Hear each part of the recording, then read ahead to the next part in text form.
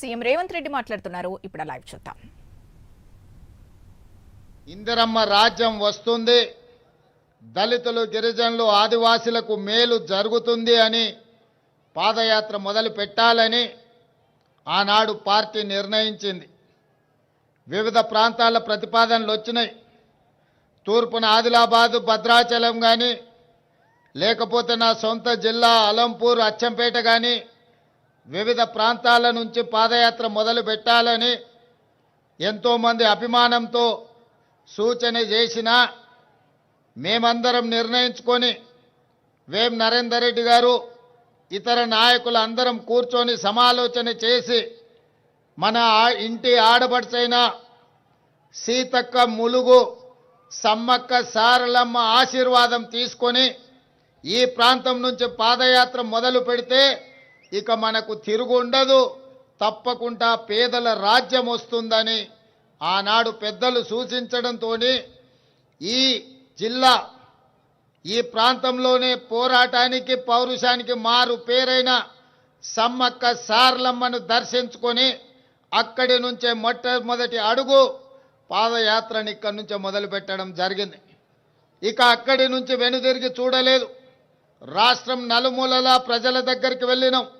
ప్రతి గూడానికి, ప్రతి గుండెకు చేరినాం. ప్రతి తలుపు తట్టినాం. ప్రతి పేదవాడిని కలిసినాం. వాళ్ళ సమస్యలు తెలుసుకున్నాం. వాళ్ళ సమస్యలకు పరిష్కారం ఇస్తామనే ఒక భరోసాను కల్పించినాం. ఆ భరోసాతో ఈనాడు తెలంగాణ రాష్ట్రంలో 4 కోట్ల మంది ప్రజలు ఆశీర్వదించి ప్రజాపాలన, ఇందిరమ్మ పరిపాలనను ఈనాడు తెలంగాణ రాష్ట్రంలో ఏర్పాటు చేయడం జరిగింది. ఈ సందర్భంగా ఒక అంశాన్ని మీకు గుర్తు చేయదలుచుకున్నా.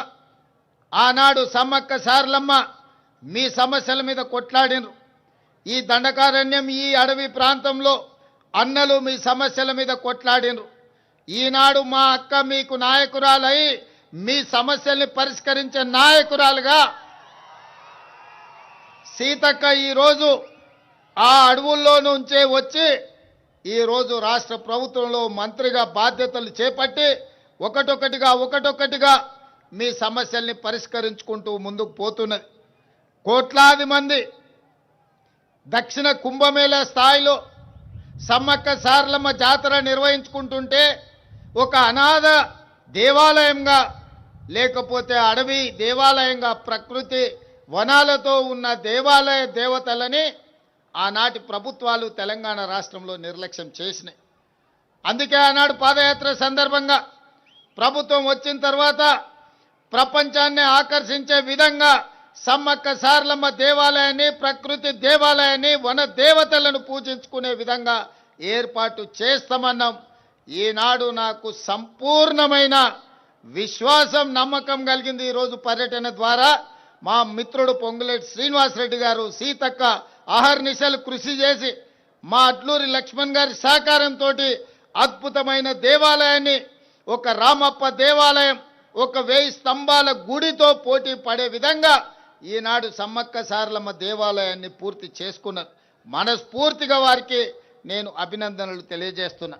మిత్రులారా, ఈరోజు ఈ ప్రభుత్వంలో మీరు చూడండి, రైతుల విషయంలో కావచ్చు, మాడపడుచుల విషయంలో కావచ్చు, నిరుద్యోగ విద్యార్థుల నిరుద్యోగ యువకులు, విద్యార్థుల విషయంలో కావచ్చు, ఈ ప్రభుత్వం ఒక పక్కా ప్రణాళికతో ముందుకు వెళ్తుంది. ఈ ప్రాంతాలను అభివృద్ధి చేయాలని, మీకు నీళ్లు గోదావరి పక్కన పోతున్న ములుగు ప్రాంతానికి నీళ్లు లేవంటే సాగునీటి ప్రాజెక్టుల నిధులు ఇవ్వడమే కాకుండా కేవలం జీవోలలో కలెక్టరేట్ ప్రకటించి కార్యాలయాన్ని నిర్మించకపోతే ఈనాడు ఒక అద్భుతమైన కార్యాలయాన్ని ఇక్కడ నిర్మించుకున్నాం. మా సీతకి ఇంతకుముందే నాకు విజ్ఞప్తి చేసింది, ఈ పక్కనే ఎస్పీ కార్యాలయాన్ని, అదేవిధంగా కోర్టు భవనాలను కూడా నిర్మించుకోవాలని. 100% ఈ కార్యక్రమాలన్నిటిని కూడా తొందరలోనే చేపడతామని చెప్పి ఈరోజు నేను మీకు చెప్పదలుచుకున్నా. అదేవిధంగా మిత్రులు శ్రీనివాసరెడ్డి గారు, మా సీతక్క ఏదో దేవాలయం మల్లూరు నరసింహస్వామి దేవాలయానికి కూడా మీరు నిధులు మంజూరు చేయాలన్నారు. తప్పకుండా మల్లూరు దేవాలయానికి తొందరలోనే నిధులు మంజూరు చేస్తా.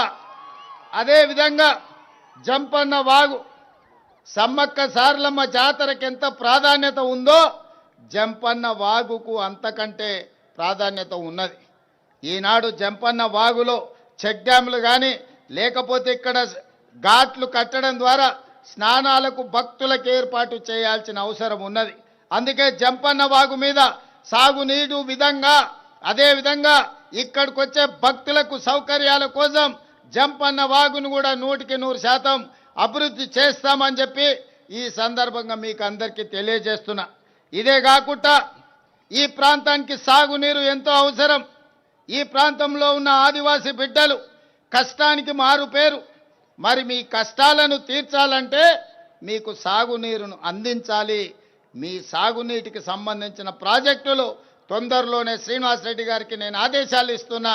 ప్రత్యేక సమీక్ష చేసి ఈ ప్రాంత అభివృద్ధి కోసం ఏమేమి నిధులు కావాలనో సమ్మక్క సారలమ్మ దేవాలయ చుట్టుపక్కల పర్యాటక క్షేత్రంగా ఏ విధంగా అభివృద్ధి చేయాలనో ఈ ములుగు జిల్లాలో సాగునీటి ప్రాజెక్టులకు ఏ విధంగా నిధులు మంజూరు చేయాలనో అదే విధంగా యంగ్ ఇండియా ఇంటిగ్రేటెడ్ రెసిడెన్షియల్ స్కూలే కాదు, అడ్వాన్స్ టెక్నాలజీ సెంటర్లే కాదు, భవిష్యత్తులో ఇంకా సాంకేతిక పరమైన విద్యను నేర్పడానికి ఈ ప్రాంత నిరుద్యోగ యువకుల కోసము ఏమి కావాలన్నా నిధులు మంజూరు చేద్దాం.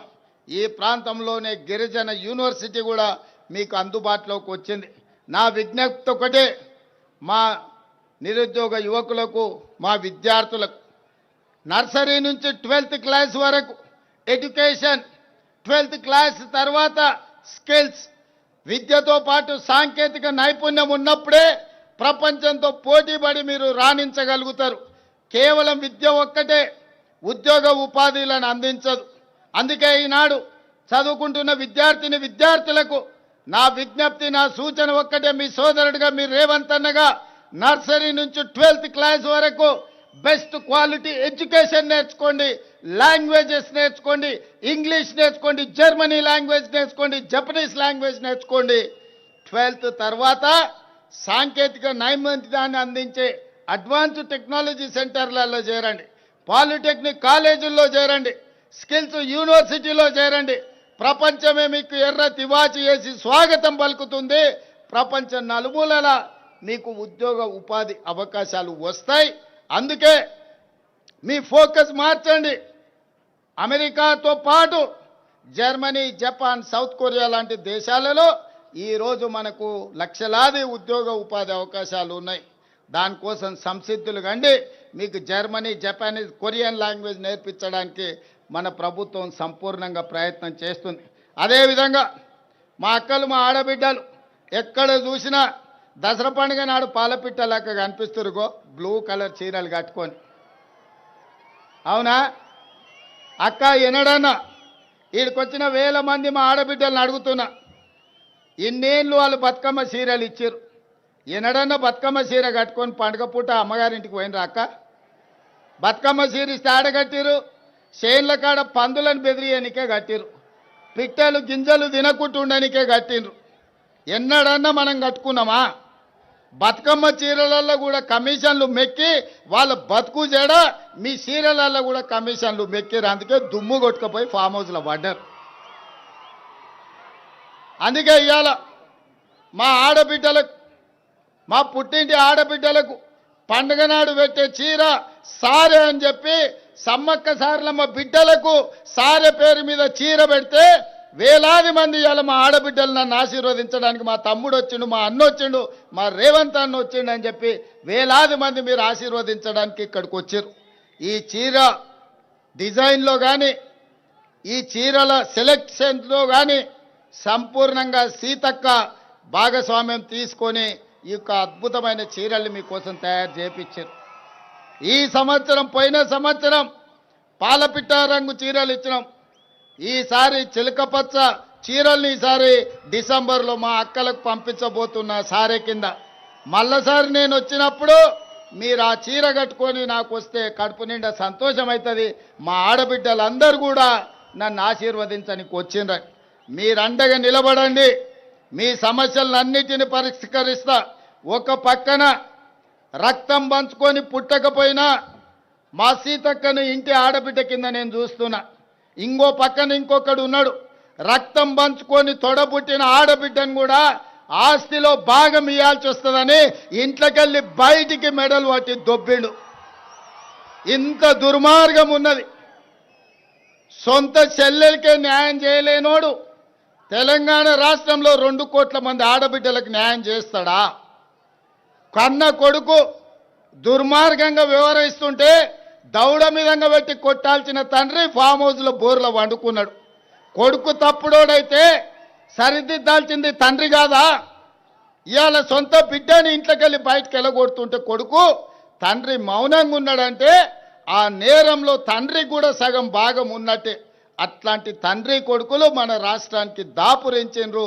వీళ్ళే ఈ తెలంగాణ రాష్ట్రానికి శనీశ్వరులు, తెలంగాణ రాష్ట్రాన్ని పట్టి పీడిస్తారు. అతనికంటే గనుడు ఆచంట మల్లన్న అన్నారు. తండ్రి కొడుకులు ఇంట్లుంటే ఆ మేనల్లుడేమో రాష్ట్రంలో కరువు రావాలి, వర్షాలు కురవద్దు, ప్రజలు చావాలి అని తమిళనాడు కర్ణాటక రాష్ట్రాలలో పోయి అఘోర పూజలు, క్షుద్ర పూజలు, చేతబడి పూజలు చేస్తున్నాడు. ఇట్లాంటోడు ఎవడన్నా ఉంటాడా? అధికారం పోతే ప్రజల సాగు కోరుకుంటాడా ఎవడన్నా? ఇంత సన్నాసులు ఈరోజు రాష్ట్రంలో ప్రతిపక్షంలో ఉన్నారు. కాబట్టి వాళ్ళు ఎన్ని పూజలు చేసినా, ఎన్ని క్షుద్ర పూజలు చేసినా, అఘోరరావు గారు అఘోర పూజలు చేసినా దేవుడు మన వైపు ఉన్నాడు. ఎందుకంటే మన ప్రయత్నానికి దైవ సంకల్పం కూడా తోడైంది. కాబట్టి ఎలినినో సందర్భంలో కూడా ఎల్లంపల్లి ప్రాజెక్టు నిండింది. ఇవాళ ఈ ప్రాంత వానలు పడ్డే హెలికాప్టర్లు వస్తుంటే సీనన్నని అడిగిన, మొత్తం ఎక్కడ చూసినా పొలాలలో చెరువులలో నీళ్లు కనిపించినాయి. నాకు సంతోషమైంది, దేవుడు మన వైపు ఉన్నాడని. ఇవాళ దేవుడు కూడా మన దిక్కే ఉన్నారు. మీరందరూ కూడా సోదరులు, మా సోదరిమణులు నాతోనే ఉన్నారు. మంచి పరిపాలనను అందించుకుందాం, పాడి పంటలు పండించుకుందాం, తెలంగాణ రాష్ట్రాన్ని సుభిక్షంగా పరిపాలన చేసుకుందాం. మన రాష్ట్రాన్ని మనమే బాగు చేసుకొని మన రాష్ట్రాన్ని మనమే అభివృద్ధి పదం వైపు నడిపించుకుందామని తెలియజేస్తూ మీ అందరి దగ్గర సెలవు తీసుకుంటున్నా.